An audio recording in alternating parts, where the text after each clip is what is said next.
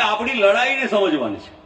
શૈલેષભાઈએ, પરેશભાઈએ બધાએ વાત કરીએ તો છે ને છે જ કે પરિવારમાં સાથે મળીને ભાઈચારાથી, નેકીથી, પ્રેમથી, ઓનેસ્ટીથી એકબીજાની જોડે રહેવાનું. પણ જોડે જોડે સ્ટ્રેટેજિક લડાઈ છે. રાજકારણમાં હાર જીત માટે બે મહત્વની બાતોમાં આપણી લડાઈ વિચારધારાની છે.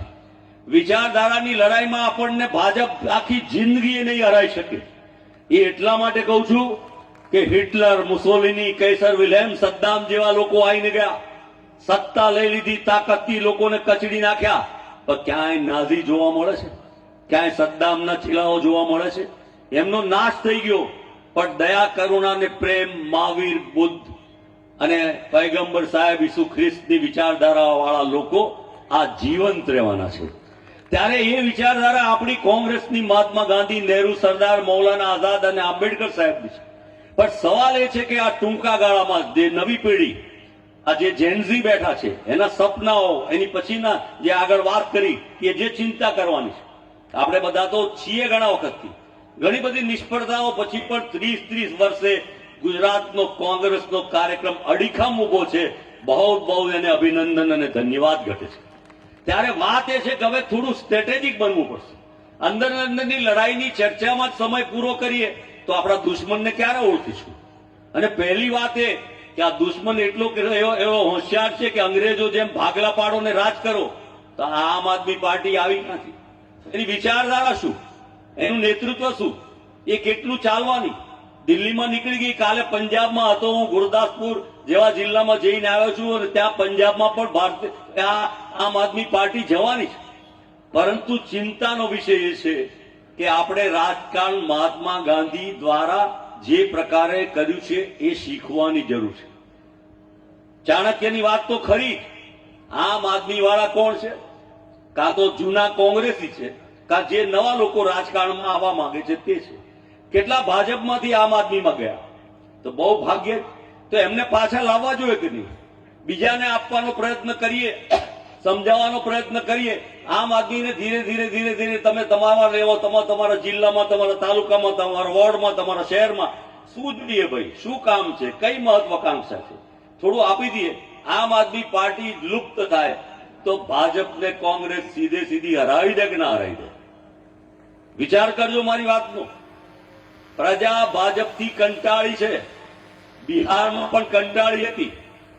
પણ જે પ્રકારે એમણે અનેક નુસ્ખાઓના ભાગરૂપે ઈવીએમ હોય કે 62 લાખ મતદારોના ગોટાળા હોય કે ગુજરાતમાં પણ થવાનું હોય, ભાજપ વિરોધી શક્તિઓ ઓછી કરવાની અને એનું જોડાણ કરવાનું છે. અને એ જોડાણ કરવા માટે આમ આદમીને તમારે એના માણસો મૂળભૂત કાં તો કોંગ્રેસી છે અને કોઈ કારણસર એને વિશ્વાસ નથી આવતો કે આ કોંગ્રેસ જીતશે કે કેમ, એની સરકાર આવશે કે કેમ. આમ આદમીની આવવાની છે ખરી? જે નથી આવવાની એમાં જો લોકો, નવા લોકો, નવી પેઢી જોડાતા હોય તો આપણામાં કંઈક કચાશ છે. હવે કચાશ આપણે દૂર કરવી પડશે. જેમ વાત કરી પરેશભાઈએ, શૈલેષભાઈએ, લોકો વચ્ચે જવું, મળવું, કનેક્ટિવિટી, અને એની એક સરસ મજાની વાત, નરસિંહ રાવે નવી ઇકોનોમિક પોલિસી લાવ્યા, ડોક્ટર મનમોહનસિંહજીએ નવી પોલિસી લાવ્યા, ઓપન ઇકોનોમિક પોલિસી લાવ્યા, જેથી આ દેશમાં ઇન્વેસ્ટમેન્ટ વધે ને. ચૂંટણીના પરિણામ ખરાબ આવતા પત્રકારોએ સિદ્ધાર્થભાઈ પૂછ્યું નરસિંહ રાવને કે આપ अच्छे काम करते हैं फिर भी आपको वोट क्यों नहीं मिलते?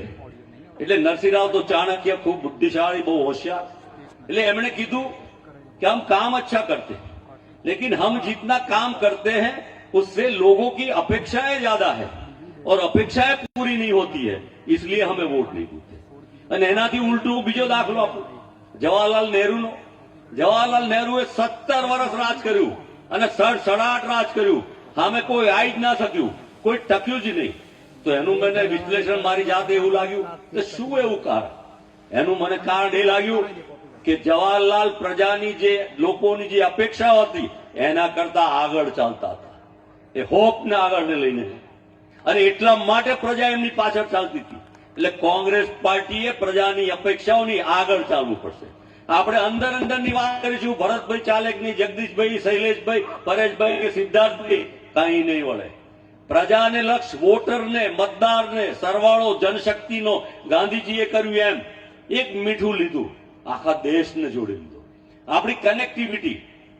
આપણે પહેલું કામ, મતદાર યાદીમાં નામ જ નહીં હોય તો આપણે ચૂંટણી કેવી રીતે જીતીશું? એટલે સૌથી પહેલું કામ કર્યું છે અહીંથી જઈને આપણે બધાએ મતદાર યાદીઓમાં ઉભા રહેવું. પણ પાર્ટીને જીતાડવી હોય તો મતદાર યાદીથી શરૂ કરી આ સ્ટ્રેટેજિક પગલાઓ પાર્ટીએ એકદમ બુદ્ધિગમ્ય પગલા લેવા પડશે. સરવાળો કેવી રીતે કરવો, જીતવા માટે કેટલા મત જોઈએ? આપણે છાપાને ટીવીમાં વાંચ્યું કે બિહારમાં આરજેડી ને આટલા વોટ મળ્યા અને એના કરતા બીજેપી ને સીટ આટલી વધારે મળી, ફલાણા.